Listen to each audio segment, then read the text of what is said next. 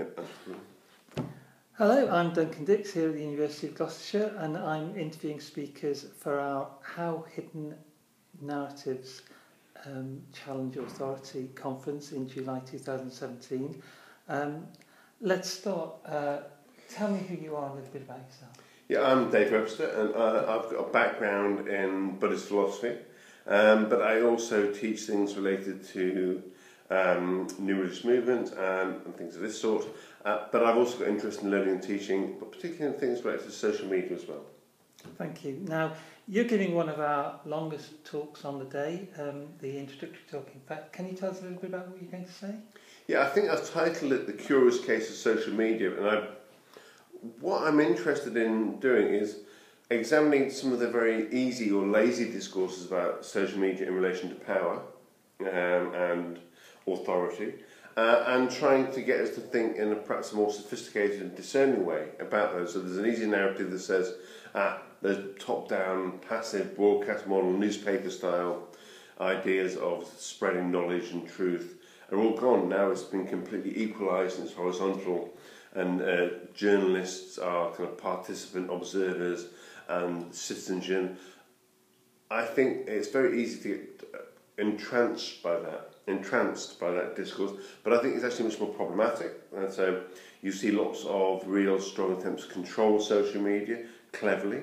You see, Trump being elected on the back of a wave of anti-authority based sense of social media that seems to have entrenched the position of those in authority.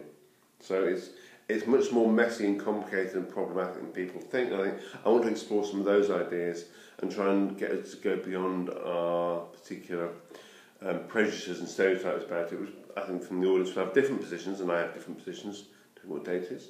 And so I think that's some of the topics I want to explore, is about what the potential of things like that are, but how that potential gets subverted and appropriated by power in lots of interesting ways.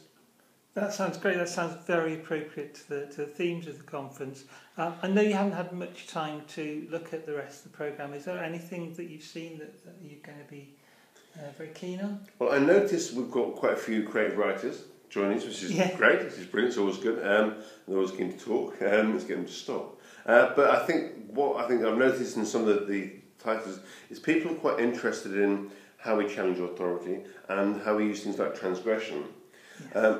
What I'd be interested in today is how we do it powerfully and constructively, because in a sense, a feature of late capitalist society, many argue, is that you can say and do anything as long as you do, and it doesn't make any difference. So is our free expression actually a tool that allows society to carry on as if nothing's normal? So how can we make, for example, the transgressive power of literature and speech and poetry and things, how can we actually make it effective in terms of bringing back change rather than mere kind of mute cry in the wilderness? So I'm quite interested in exploring what the speakers have got to say about that. I think we've got quite a few speakers on that sort of topic. Yeah, that's great.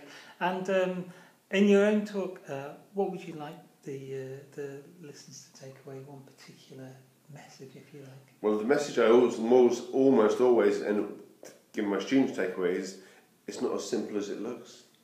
Right. And I think with social media, I think that it's probably not as simple as it looks. And secondly, I, like most other people, are probably wrong about it. Okay. Thank you very much, David. It's a pleasure.